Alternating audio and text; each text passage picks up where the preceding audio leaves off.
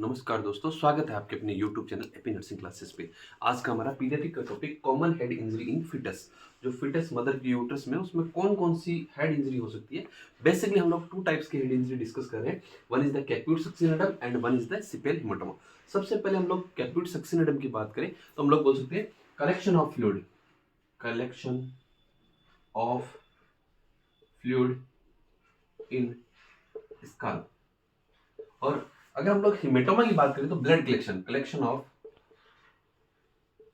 Of blood in school. देखो, जब भी सक्सिनोडम की बात करेंगे तब वहां पे कलेक्शन किसका होगा, फ्लूइड का। हेमेटोमा की बात करेंगे तो वहां पे किसका कलेक्शन देखने मिलेगा, ब्लड का। दूसरा हम लोग बोल सकते हैं कि जो कैप्यूट सक्सिनोडम है ये सूचर लाइन को क्रॉस कर सकता है, में क्रॉस सूचर लाइन। जैसे पेराइटल और पेराइटल के बीच दो पेराइटल बोन्स है, वहां पे जो सूचर है वहां पे क्रॉस कर सकता है, तो में क्रॉस सूचर लाइन। और किसका, फ्लूइड का। दूसरा, do not cross suture line.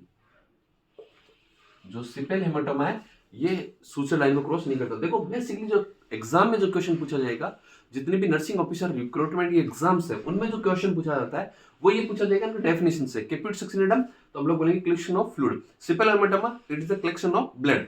दूसरा क्वेश्चन बनता है कि सूचर लाइन को कौन क्रॉस करता है, सूचर लाइन को कौन क्रॉस नहीं करेगा, which condition cross the suture line. तब हम लोग बोलेंगे कि जो कैप्यूट सक्सिनोडम है it can cross the suture line and सिपेल haematoma will not cross the suture line. दूसरा हम लोग बोल सकते हैं जो कैप्यूट सक्सिनोडम है it appears at the time of birth, appears at the time of birth.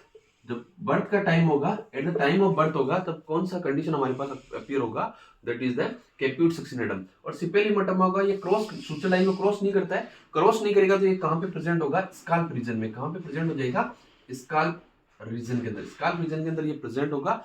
दूसरा, ये कब अपीयर होगा, अपीयर आफ्टर दी बर्थ। कब देखने को मिलेगा, आफ्टर दी बर्थ।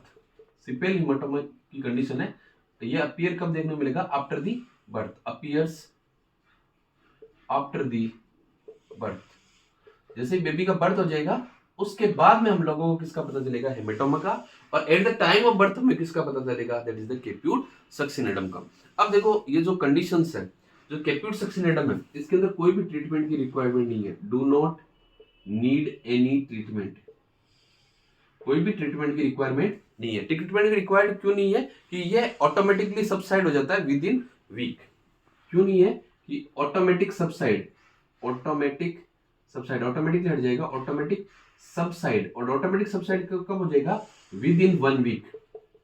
1 वीक में ऑटोमेटिकली सबसाइड हो जाएगा, इसलिए यहाँ पे कोई ट्रीटमेंट की जरूरत नहीं है। और ये जो कैप्यूट सिपेल हेमाटोमा है it will take 6 weeks, takes 6 weeks. ये कितना वीक लेगा, 6 वीक्स लेगा, takes 6 weeks time to subside. ये कितना टाइम लेगा, takes 6 weeks time to subside. तो यहाँ पे हम लोगों को ट्रीटमेंट की रिक्वायरमेंट होगी, क्योंकि ये 6 वीक का टाइम लेगा और ये 1 वीक का टाइम लेगा, तो यहाँ पे कोई भी ट्रीटमेंट की रिक्वायरमेंट हम लोगों को नहीं होगी। दूसरा, ये जो सिपेल कैप्यूट सक्सिनोडम है ये क्यों होगा, कि कंप्रेस ऑफ हेड, हेड यहाँ पे क्या होगा, compress head, due to head compress. Head compress होगा तो लिम्फेटिक सिस्टम में उस पर भी क्या लगेगा, प्रेशर कंप्रेस होगा, और जो लिम्फेटिक सिस्टम है उस पर भी प्रेशर लगेगा। The lymphatic system due to head compress, the lymphatic system और हाइड्रोस्टैटिक प्रेशर वहां पे क्या हो जाएगा, the lymphatic system and hydrostatic pressure increase. And hydrostatic जो फ्लूइड का प्रेशर है, हाइड्रोस्टैटिक प्रेशर है वो हाइड्रोस्टैटिक प्रेशर क्या हो जाएगा, इंक्रीज। हाइड्रोस्टैटिक प्रेशर क्या देखने को मिलेगा, इंक्रीज। और ये जो फ्लूइड है वो क्या हो जाएगा, एस्केप आउट। फ्लूइड क्या होगा, एस्केप आउट, बाहर निकलेगा, फ्लूइड एस्केप आउट। और ये फ्लूइड एस्केप आउट कब होगा, at the time of labour process. ये हम लोग बोल सकते हैं labour by the, during the labour escape out होगा। कब होगा, लेबर के टाइम होगा। और कहां से होगा, पेल्विस से। लेबर के टाइम पेल्विस से फ्लूइड यहां से बाहर आएगा। दूसरा हम लोग बोल सकते हैं कि ये जो वीनस, ये किसकी वजह से होगा, ड्यू टू कंप्रेशन। ये किसकी वजह से, जो सिपेल कैप्यूट सक्सिनोडम की कंडीशन है वो किसकी वजह से होगा, कंप्रेशन की वजह से होगा। Venous and lymphatic channel, due to compression of venous system and lymphatic channel, lymphatic channel और वीनस के अंदर कंप्रेशन की वजह से जो फ्लूइड है वो हेड कंप्रेस होगा, तो लिम्फेटिक सिस्टम के अंदर भी कंप्रेशन आएगा तो हाइड्रोस्टैटिक प्रेशर बढ़ेगा, तो फ्लूइड एस्केप आउट होगा। कब होगा? लेबर के प्रोसेस के टाइम, पेल्विस के थ्रू। और इसके अंदर हम लोगों को क्या देखने को मिलेगा? Collection of fluid. तभी तो हम लोग बोल रहे हैं कि इसका पता हम लोगों को कब चलेगा? At the time of labour process. इसका पता कब चलेगा? आफ्टर दी बर्थ पता चलेगा। देन उसके बाद हम लोग बोले कि यहाँ पे क्या होगा? फ्रिक्शन। यहाँ पे क्या कंडीशन देखने को मिलेगी? फ्रिक्शन किस किस के बीच में होगी? पेल्विस और फिटल हेड के बीच में। फ्रिक्शन किस किस के बीच? Friction between fetal head and pelvis और फिटल हेड के बीच में क्या होगा? फ्रिक्शन होगा। इस जो फिटल हेड और इस हेड पेल्विस के बीच में जो फ्रिक्शन होगा, जिसकी वजह से क्या होगा? जो स्मॉल कैपिलरीज है हेड के अंदर, वो क्या हो जाएगी? Rupture of small capillaries in head. जो हेड के अंदर स्मॉल कैपिलरीज है वो यहाँ पे क्या हो जाएगी? रप्चर। अगर कैपिलरीज रप्चर होगी तो उसका रिजल्ट क्या देखने को मिलेगा? ब्लीडिंग। कैपिलरीज रप्चर होगी तो हम लोगों को रिजल्ट क्या देखने को मिलेगा? ब्लीडिंग। और ये ब्लड हेड के अंदर है तो उसका क्या हो जाएगा? Collection of blood. और कलेक्शन ऑफ ब्लड हमारे हेड के अंदर हो रहा है, स्काल्प के अंदर हो रहा है, जिसको हम लोग क्या बोलेंगे? सिपेल हेमेटोमा। उस कंडीशन को हम लोग क्या बोलेंगे? सिपेल हेमेटोमा।